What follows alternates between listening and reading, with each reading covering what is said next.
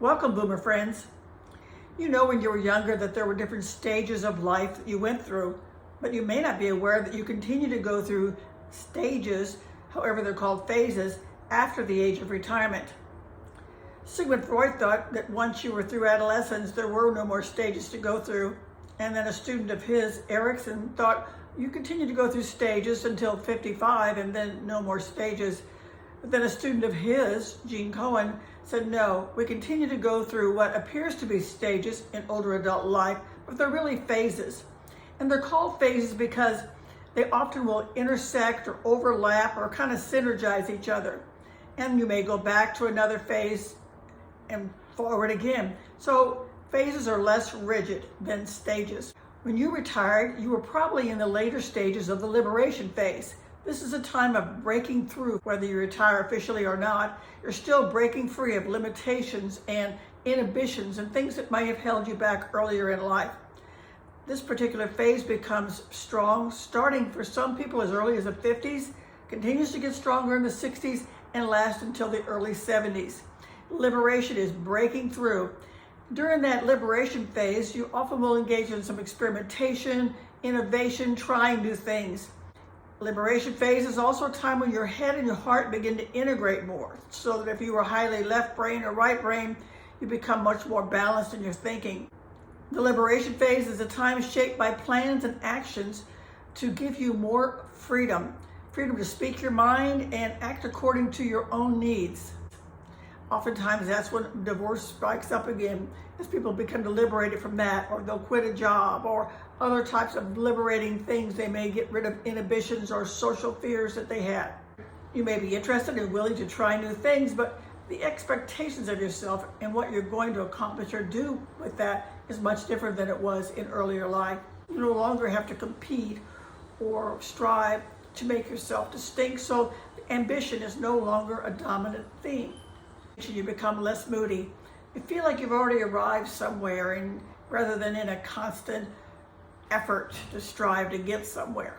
There's a greater opportunity to express yourself and a much less need to prove yourself. There's some new neuron formation in the information processing part of the brain that is associated with desire for novelty. Liberation phase, we begin to ask ourselves that question that's often a hallmark of retirement phase, which is, if not now, when? Liberation phase is followed by the summing up phase. This usually starts in the late 60s and oftentimes can go through the 80s. The summing up phase is the time of recapitulation, resolution, and review. We confront those unfulfilled dreams. This is a desire to be able to look back on your life and re-examine it and sum it up. You bring closure to unresolved conflicts, or you decide those will never be resolved in this lifetime. You attend to unfinished business.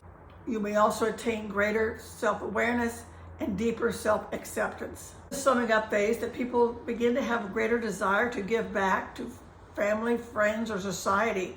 So the volunteerism increases, community activism, philanthropy, and sharing wisdom.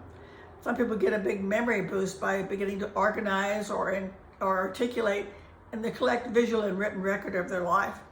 A lot of autobiographies are written. It's during this phase of older adult life that many people experience what is called an urge to tell, which is a common phenomenon in older adult life. People may expose long-held secrets, or they may just let you know more about what they're truly about. It's during this summing up phase that we ask ourselves, on a deeper level, what gives my life meaning and purpose? Final phase of life, identified by psychologists, is the encore phase. This is often initiated in the late 70s and can last till the end of life. The encore phase is often characterized by reflection, a continuation and celebration of one's life. It's a desire we may experience to reaffirm and restate the major themes of our life.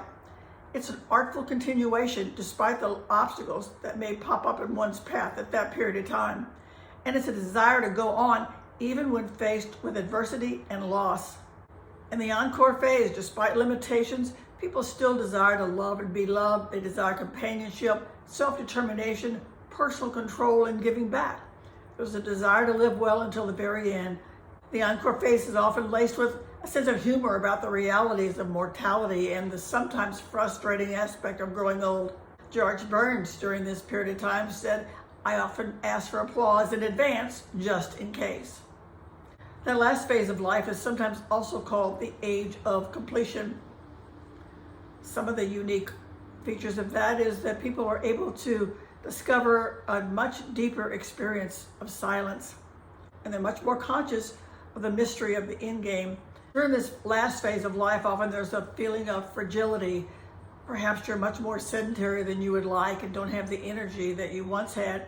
Feel sometimes like you're constantly needing to be repaired in some way. And you may have to deal with feelings of being replaced. But finding the courage of the latter stages to live fully and embrace the part of being an elder that might ultimately be the most difficult of all, that of letting go. Thank you for watching my YouTube video. Please check out my other videos on my OK Boomer Friend channel for information and insights to assist you with aging and retirement.